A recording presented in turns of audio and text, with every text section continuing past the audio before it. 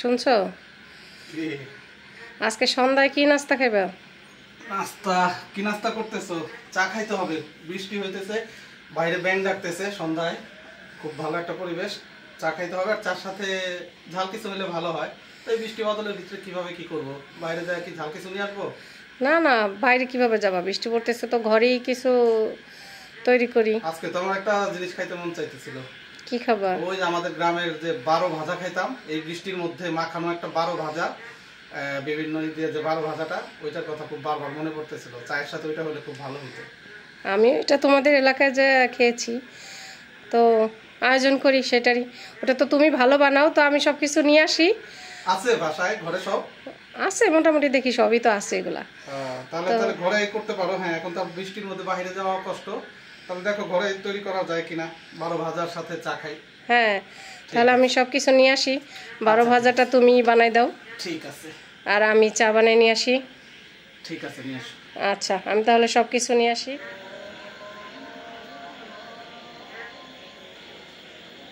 এই যে সব কিছু নিয়ে আসছি।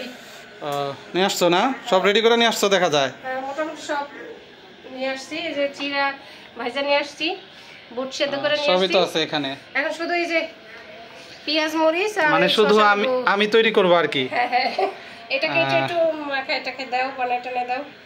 আচ্ছা ঠিক আছে, আমি তৈরি করতেছি। আসসালামু আলাইকুম বন্ধুরা, কেমন আছেন সবাই? আশা করি আল্লাহর রহমতে সকলেই ভালো আছেন। আমরাও তার অশেষ দয়ায় ভালো আছি। সারা দেশে ঝুমঝুম বৃষ্টি হচ্ছে, সাইক্লোন চলছে, এর জন্য সারা দেশে ঝুমঝুম বৃষ্টি হচ্ছে। আর এই বৃষ্টির মাঝে সন্ধ্যাবেলায় আমরা আজকে নতুন আরও একটি ভিডিও নিয়ে আসলাম আপনাদের মাঝে। আজ আমরা তৈরি করব 12 ভাজা। আমাদের মানিকগঞ্জ তথা অন্যান্য দেশ গ্রাম অঞ্চলের ঐতিহ্যবাহী একটি বাহিরের খাবার 12 ভাজা।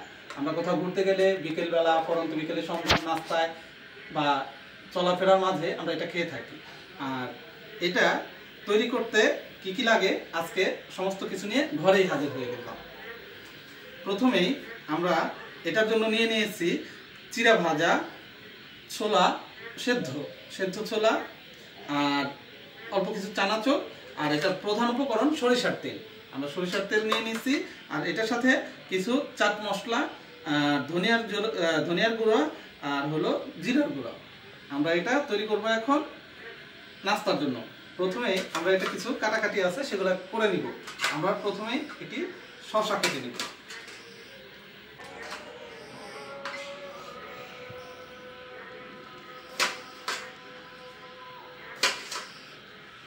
বন্ধুরা, শসাটাকে আমরা সিকলা সহই কেটে নিব, কারণ ওনারা যেভাবে কাটে আমরাও সেভাবেই চেষ্টা করব যাতে ওই রকমের একটা পরিবেশ বা ওই রকমের একটা স্বাদ আসে। এর জন্য আমরা ওইভাবেই কেটে নিচ্ছি।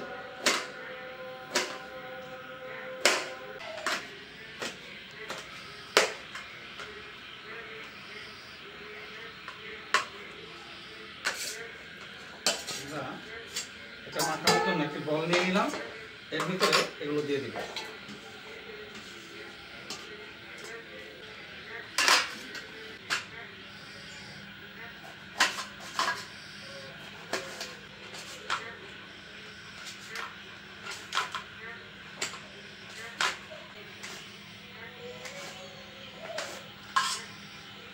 আমরা একটি টমেটো এভাবে কেটে নিলাম।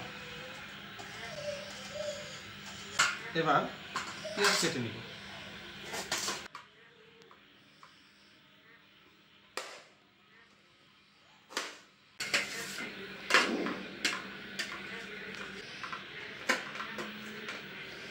তো বন্ধুরা, আমার কাটাকাটি মোটামুটি শেষ।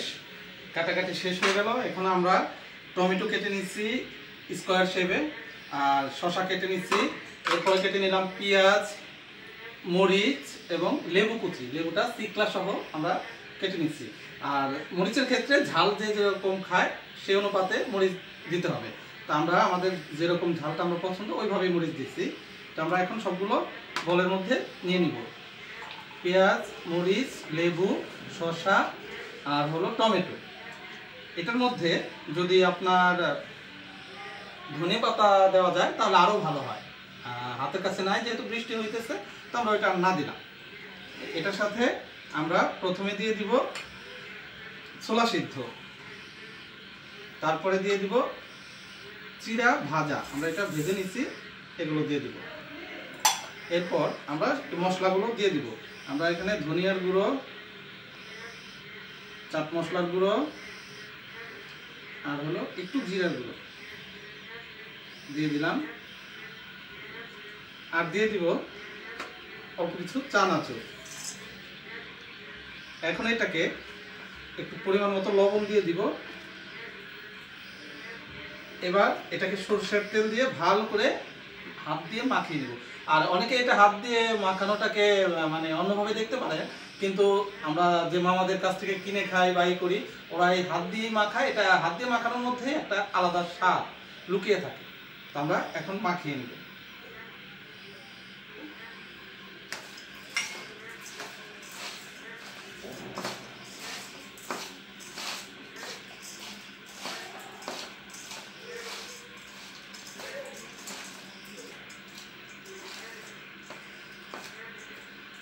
আমি একটু টেস্ট করি, বিসমিল্লাহ।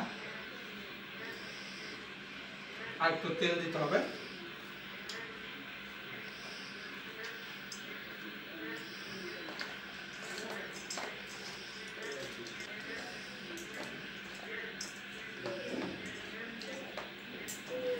তো হয়ে গেল আমাদের রেডি, এখন খাবারের জন্য পরিবেশন করব।